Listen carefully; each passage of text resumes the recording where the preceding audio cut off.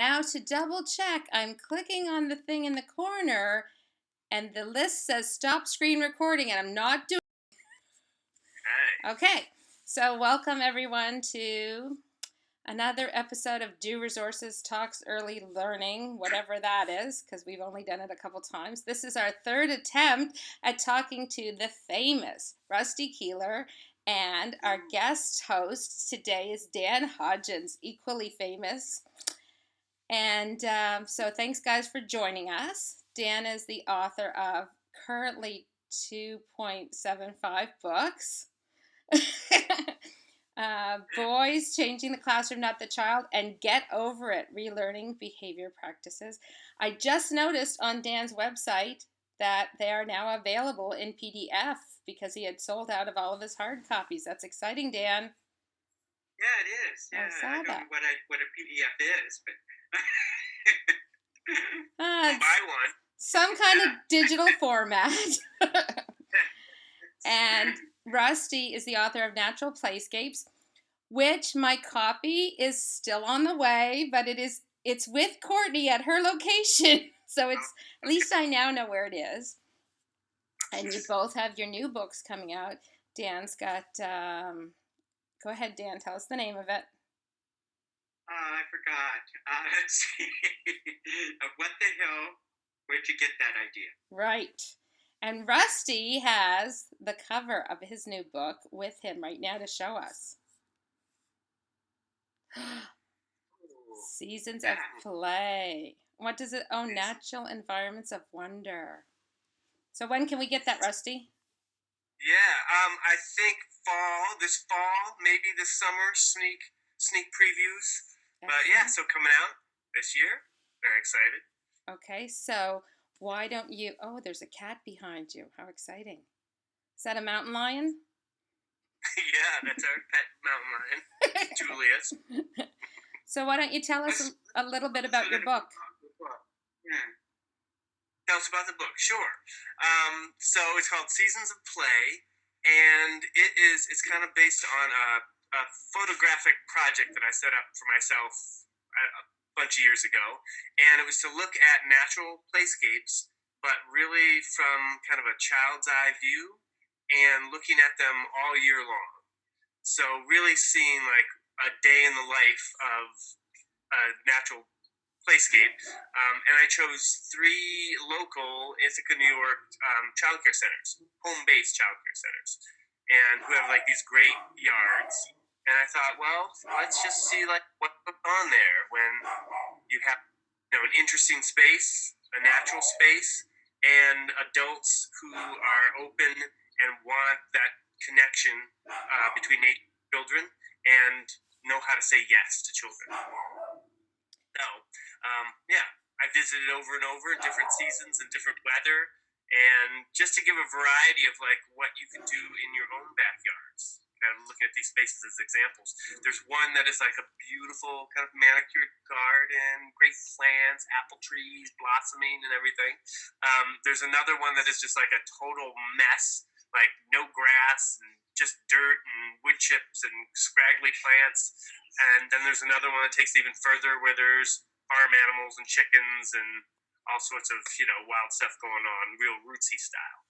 So fun just to give people kind of a broad view at what the possibilities are for having a natural play yard, what it could be. So when you were taking were you yourself taking the photos, or you didn't like have GoPros strapped on the children?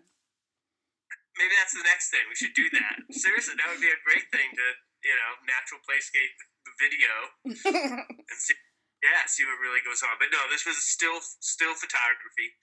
Yeah, me just kind of following people around. And in every season. Big challenge with natural playscapes is getting started. Would you agree? So if somebody wanted to do a natural playscape, where do you suggest that they start? I'm a big fan of the whole community built aspect, where you can get local materials and get help from your local community, and that you just start dreaming. I think that's the first step, is dream like what you would want out there. My favorite saying about all this is dream big, Start. So have the big vision what you want out there. If you want hills, or if you want a garden, or if you want a big sand and water pit, but then start small. Think about, well, how could we start? And maybe that means with no budget. And then you start thinking, well, what are some materials that we could bring in?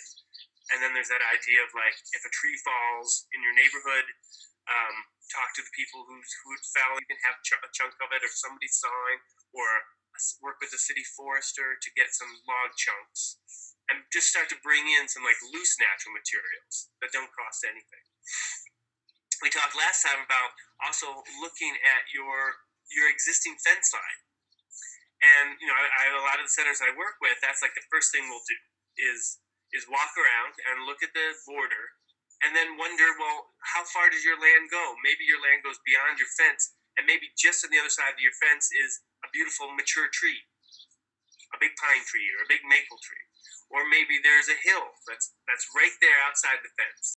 And a lot of times when places were first set up, kind of the old way of thinking was to fence that stuff out. Like, no, we just want a playground. The first idea with equipment, and you don't want a big boulder by a swing set, and stuff that makes sense. But now we're kind of, the new way of thinking is actually we want that stuff in there. So I think for people just to first just look and see what might just be outside their fence, and for the small amount of money to just change your fence line, suddenly you could scoop a pine tree in, or the big tree, or a hill. And then you have like a free feature that was just sitting there waiting for you. So that's a good first step. That's such a simple thing to do, just to explore or research where your property boundaries are. Yeah. Yeah, I've seen a project I worked on had their existing fence line at the bottom of the hill. We asked that same question, like day one, like, well, how far does your actual property go? And it went to the top of the hill. So, they just did a little research, found out, and then suddenly we changed the fence line. They have this great hill, a bi-level play area with an upper layer and a hill, and we had different ways to then come down the hill, and then a flat bottom land. So we didn't have to bring in any topsoil or trucks or, to build a hill. You can still do that too, of course, but if you got one already, that's the best thing. That's so exciting. Yeah. So I love the concept of the new book. Do I what? Do you have anything, Heather? Do you have anything just outside a fence line that you could scoop into? I have a huge amount of boulders, like a huge amount of boulders. Like you think you can picture the amount of boulders, but you're not. So it would be, I guess, my children, if I move my fence line, it would be mountain goat season kind of thing. But okay. That's right. But Heather, you've got trees for climbing. Were they already there? Or did you? No. They were already there. No? No. Well, I mean, certainly Bears Lake Business Park was all trees and rocks. But when we bought the piece of property, it had been completely cleared, and the only thing underneath it is granite. So when we built, we put trees in, and we actually thought they would never survive. We put both evergreens and some Japanese maples, and with the quantity of rock in the ground, we thought these things are not going to last, especially with children, because they were tiny 20 years ago. And all of the trees have thrived. The maples, Japanese maples usually don't get too big, but the trunks, I guess, nature does what it needs to do. So it has, somehow the trunks have gotten quite thick because it's got children hanging on them. And our evergreens have gotten really big, and the children love to climb them. So, yeah. I think that's the thing just for people to think about is like, just get the trees in the ground. Like, just put them in the ground, water them, take care of them a little bit, but just get them in the ground, because as the years go by, they'll grow, and, start to create the forest or the climbing or the little places to get inside of, whether it's shrubs or trees. But you got to get it in the ground. Rusty, one of the things that I hear frequently when I travel to do presentations is people are indicating that the regulations that they have in that state or province doesn't permit certain aspects of the relevant. So, I've been saying perhaps, and we talked about this last time a little, that maybe not calling it a playground, but calling it a field trip or looking at how we might change the name of that play space might in itself be a different regulation. Have you had people talk to you about those kind of challenges? Yeah, definitely. That comes up, kind of right away when you start thinking about, adding some of these things in there, or climbing trees, or boulders, or water. And I think you're right. I think language can be important with that sort of thing. If you call it a playground, suddenly health and safety people and everybody starts looking at it a certain way. But if you call it your outdoor classroom, suddenly that just starts the shift of like, oh, well, maybe there's something else going on here, or more than just a playground.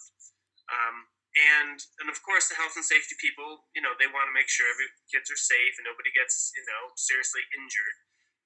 So I also often I advise to talk to them about your dreams, because more often than not, they want to see, they want to see beautiful, rich play environments.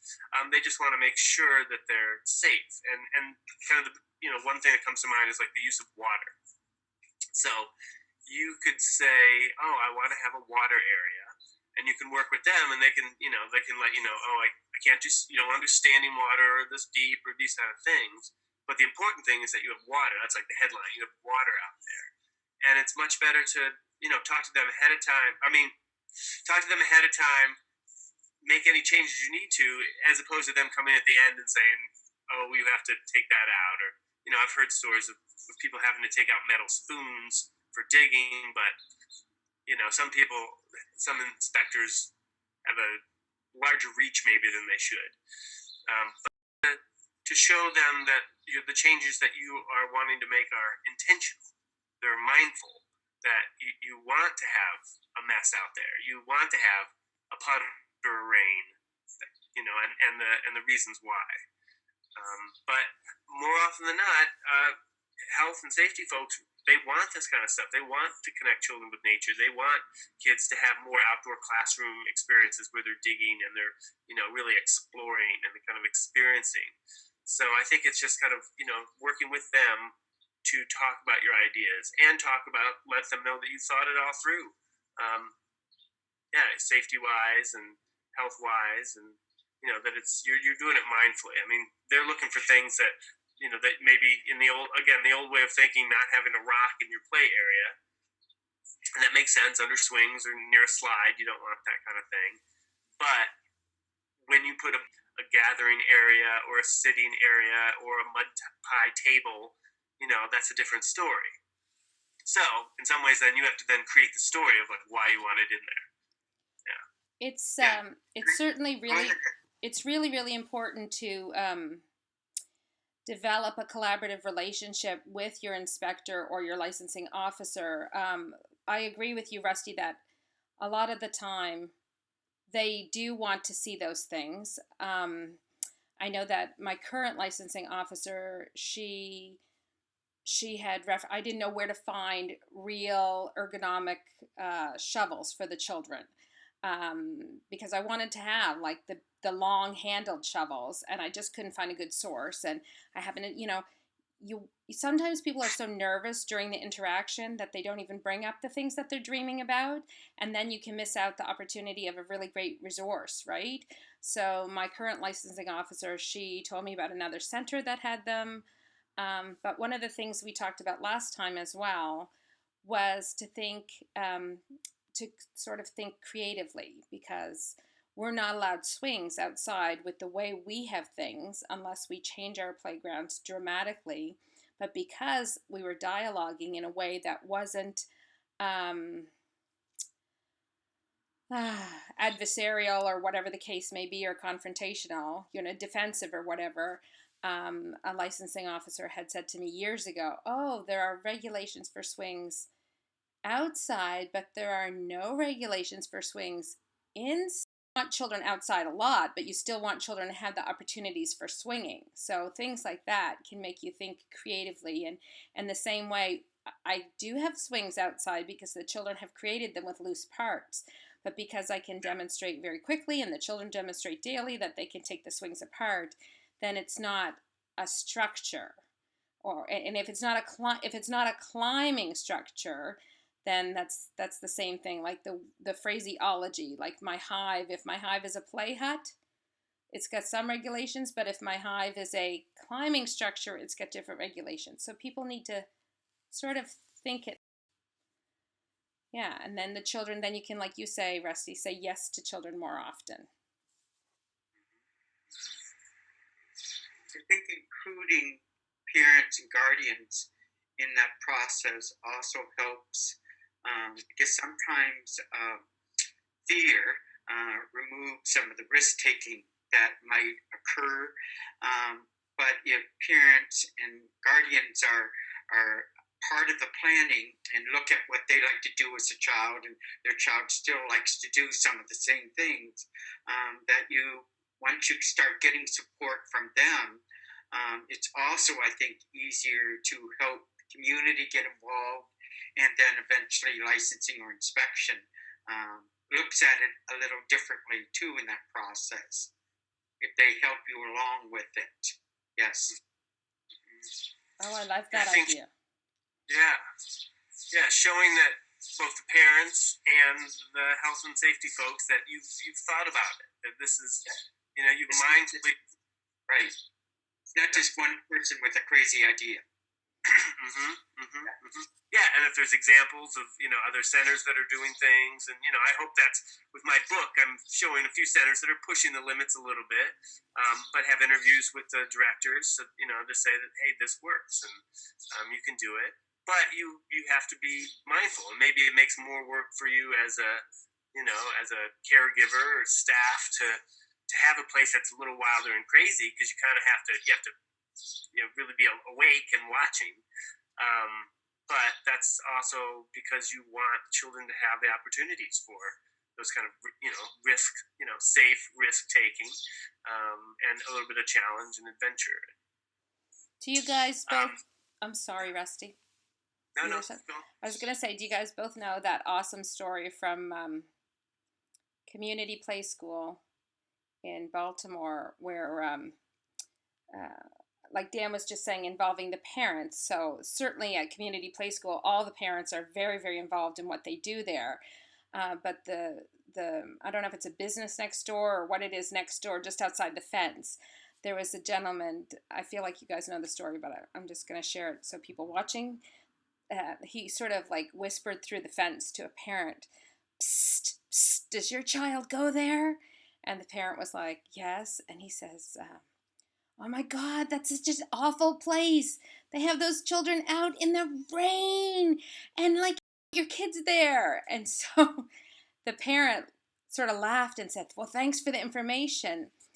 Their parents supporting what they're doing. But earlier you said, Rusty, it's nice to have the community involved too. So maybe talking to them next door, like it didn't hurt their program at all. It's sort of a funny story, but talking to them next door and asking them, how did you guys play as a child?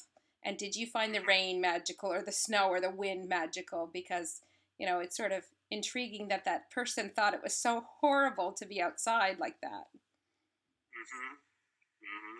When really it's the really deep experiential experiences that the kids are having out there.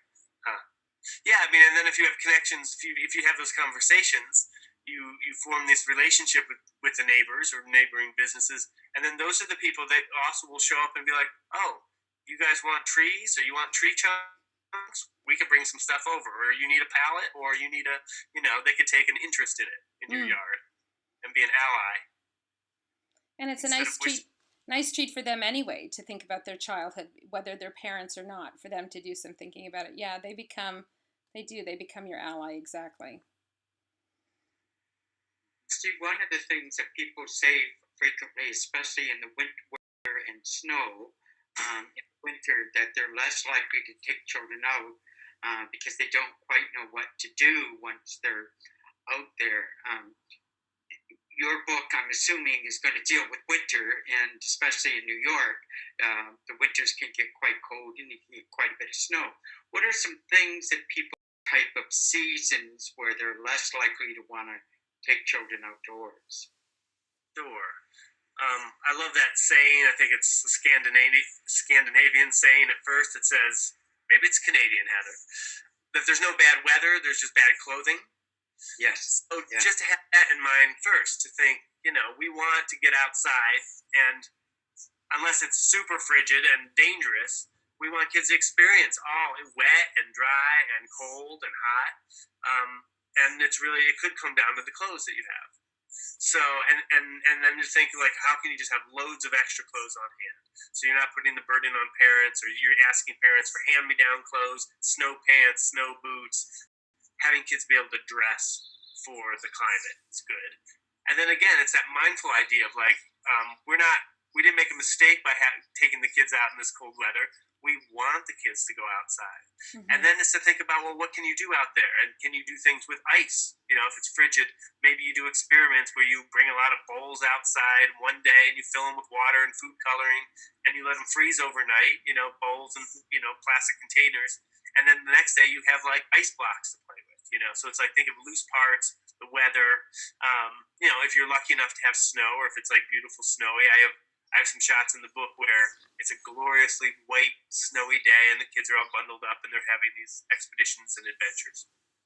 I have another shot of the other center where it's like the ugly time of winter, time of the year, and it's like a little bit of snow, a lot of gray, a lot of mud, a lot of chunks of ice, but they're still out there. And then that's still an interesting time too. It doesn't have to be beautiful, but you bundle yourself up, and then you can be digging in the dirt, or feeling what the ground is like to be frozen, or that kind of stuff. If you want to think about like design-wise of what you can do to help winter, be more interesting or safer, you can think about like, well, where does the wind blow in your center? How does it blow through the yard? And then maybe you build some areas that are wind blocks, and maybe that could be like, like the back of it could almost be like a backdrop to a stage, so it could double. It could be a stage sometimes, but it's also like a wooden wall or with a mural on it that's blocking wind, and you can get in. Same thing with like planting, evergreen shrubs that are like little nooks to get inside of that help block the wind, makes some sort of shelter kind of thing, and let alone the hill and that kind of stuff. But yeah, all that's the weather, so neat. all time. I never thought about that with the wind. We always have a huge wind on our front playground, like it's constant. So that's never ever gave that thought. It's always colder than at the children's homes. So we try to always remind the parents, when you leave in the morning, it may feel like this, but remember that up on our hill, it's so much more cold. So since I recently have quite a bit of snow, and we had a small creek in our playground space, and it used to freeze up, and we would just take out hand drills, and they thought they were going ice fishing. There were no fish, and I wasn't about to tell them that, but they would spend like lots of time just drilling holes, and then requesting fishing lines to sit there and fish, because they'd seen it done many times in that state. So just a natural activity of being able to drill a hole alone, and then seeing the liquid water below, it is quite an experience. It takes a long time, and it didn't require a whole lot of planning in terms of props, and they pretty much did whatever it is that they felt they needed. So yeah. There's lots of things. We used to take out a wet T-shirt, just throw it on the ground, and then walk away. And then eventually, of course, it would freeze, and they would go and try to still put it on, and all that kind of, and discuss and laugh and talk about why this occurred. And again, I always turned it back to them. I have no idea. Why do you think it turned this way? Mm-hmm. Giving them ownership to it. Yeah. Yeah, and that's something you can't do in a nice warm summer day. Right. Yeah. No, and those are all things that it's all about, that whole saying yes to children, because I know many providers who would say, I'm sorry, you let them drill holes in the ice? What? And they would be, oh, you don't have, the people against the real tools, and why would you have a wet T-shirt that teaches children? And then, you're going down that whole path of all the reasons why it's a no, when really, why not? And I guess that's what the hell, where did you get that idea? Right. Yeah. I do think that we forget as adults what we enjoy doing. Running in the wind, rolling. I love community of rollers. Where if I'm driving out and I see kids rolling, I'll stop my car, pull it over, and roll with them. And they're always commenting, "Who is this guy? I don't know, but watch out, I might throw up." As I'm going down the hill, kind of thing. And I think those kinds of natural experiences we did as children, but we forget that and start manufacturing things that we didn't explore when we were children. Is that the phrase that I'm not 100% sure, but I feel like is that childhood and Yes, yeah, definitely. And I think that's part of it. So if we get, like I think Rusty was indicating, if we get the adults to start thinking about what they enjoy doing as children, and then in the natural place, where is that? How do you create those same experiences? It helps children become involved more with the opportunity that they have. I mean, that might be the first thing that adults can do to improve their play yard is question their own thinking. Yes. Yeah. Remember their childhoods, and then question. There's another quote. One of the teachers in my book was quoting Bev Boss in her mind of the question, always asking yourself, well, why not? Why not let the child see? You see the child do something, and maybe the old way of thinking, the first knee-jerk reaction is to say no or to stop it. Why not let them do that? Mm-hmm. Why not let them jump on the ice that there's a puddle under it it's that thick? Or why not let them dig in the garden? Or why not let them, we have these knee-jerk reactions, and for good reason. We want to keep kids safe, and we don't want anything bad to happen or a mess or all that kind of stuff. But often it's, how can we learn to have the knee-jerk reaction be quiet at first and just watch, or instead of take a step forward, to take a step backward, to just take a step back and just like take it all in, and then suddenly you see the children are okay, and then they're thriving, and then we've all had those experiences of maybe we would have said no, but we've caught ourselves, and then because we didn't say no, you're saying yes. And then amazing things happen, like play just like goes on and on and on, and it leads to amazing places, and it becomes this blossoming thing.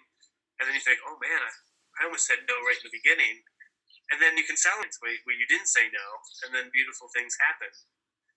And then you reinforce. I suppose that used to form on the roofs, and they would get long, and they would look like swords. And as a child, I remember breaking them off and actually pretending that they were a sword. And and some people would say, "Oh, don't poke somebody's eye out." I'm thinking, well, it never happened, because usually I sucked it to death, the sword, because that's what you were supposed to do then. Now, of course, we think we would die from some germ, but using those kinds of things like a stick is so relevant and so an experience, and very few accidents occur from those opportunities. There are more accidents that occur from planned experience than natural experiences. Would you agree on that? Myself, I certainly would. I just love that whole article, that the 5 best toys of all time. A stick, a box, dirt, and of course now with the pressure, I can't remember the other 2. But yeah, you're gonna have an accident with the other stuff, the stuff that the kids aren't even drawn to it, so they pick it up and they just sort of chuck it, and it hits someone in the head because it's not open-ended, it's not engaging, it's not interesting, relevant. Rusty, what do you think? Yeah, I mean, I think like the stick play or the icicle sword play, or it's almost like the idea. Just we were talking earlier about like the design and having a boulder in your, but you do it mindfully. Well, it's the same thing with like the stick play and the sword play of like you're saying yes, and it might might make your blood pressure go up, and you're watching, and you might need to step in, but ultimately you're trying to not step in and allow something really great to happen. And more often than not, children they know what their limits are, or they know how far to take it and not how far. Things are okay. But I think just for adults to start to feel more comfortable feeling uncomfortable. Oh, I like A lot of that. times you just say no so that you can feel comfortable. There's no stick play. There's no sword play. But yeah, Yeah, feel comfortable. that's an excellent point. Feel comfortable with feeling uncomfortable. Yeah. That's just new one. That's a new one. And there's a lot of models that we can look to for that kind of thing, and I like this whole the play work model, the European play workers who are the adult staff on adventure playgrounds, those junk playgrounds where there's fires and boards and hammers and nails and goats and all sorts of stuff. But there are the play workers there who aren't leading play, they're not directing play, they're not trying to change the play. They're really there to help allow the play, facilitate if they need to, or step in if they have to, but ultimately really letting kids go for it. But it's with great thought and great care and great, sometimes uncomfortableness, seeing what kids are up to, but it's also honoring the children and respecting them to let them go for it. Being mindful of age, developmental, what's appropriate for top, that kind of thing. But also just kind of doing what we're saying. And so I guess I'm just saying that there's, we have these beliefs that we want kids to play and have freedom. And, sometimes you feel like you're alone in this, other centers or parents look at you funny or whatever. But there's actually rich tradition and things that we can go to get more skills to think about, whether it's playwork training. There's good materials out there. Easy read called the Playwork Primer. Oh, yes. Is that by Joan, I think? Yep, Joan Allman, and then a playworker, Penny Wilson from the UK. Free download. So if you look up Playwork Primer, and that just gives you, people a real bite-sized, look at playwork and gives you some tools for, feeling comfortable bringing this kind of play into your yard. And ways that you can communicate to parents and say, well, this is why we're doing this, or this is why we're doing stick play, or rough and tumble, or drilling ice. I think I'll have to put a link for my parent community to that, because I know that after South Carolina, I immediately downloaded that myself. So yeah, it'd be nice to share with the parents. So any last words, gentlemen? I'm still thinking about feeling. Restate the quote, Rusty, about uncomfortable. Yeah, learning to be comfortable with feeling uncomfortable. I like that a lot. That's a great title. Mm-hmm. Oh, you guys will have to battle it out for the book now. I like roughhousing too. Well, you guys could co-author this book, The Uncomfortable. Wow. Two brilliant minds coming together with uncomfortability. I will just buy the book, guys. All right. Well, maybe that's the title right there. Uncomfortability. Yeah. Okay, so thank you so much, guys, for joining me today. And I'm so excited. I can't wait to get your new book, Rusty, which probably will be shortly after I get the first book, because it's stuck in transit, but that's my own situation. And also looking forward to Dan's new book. So thanks again, guys, and I hope that, are you going to hold up your sign, Rusty? Oh, well, I could do that too, but I was going to mention the Ithaca Play Conference coming up at the end of September. The weekend of September and October. Ithaca Play, all about play work, all about feeling comfortable, being uncomfortable, adventure playgrounds, risk, and all that kind of stuff. You can find more information on the Ithaca Children's Garden website. Yes, and Courtney, I'm looking at signing up for it, and Courtney has signed up her entire team. They're all going together. That's so cool. It'll be great. We'd love to have you there, and all your viewers, we'd love to have you there. That's right. I'm trying to clear my schedule. I want to go. It's going to be good. Road this trip. Road trip. Yeah. All right. If you want to see my son, there's my website. EarthPlay.net. That's my book. Okay, guys. Thanks again. Have a great afternoon. Thanks, everybody. See ya.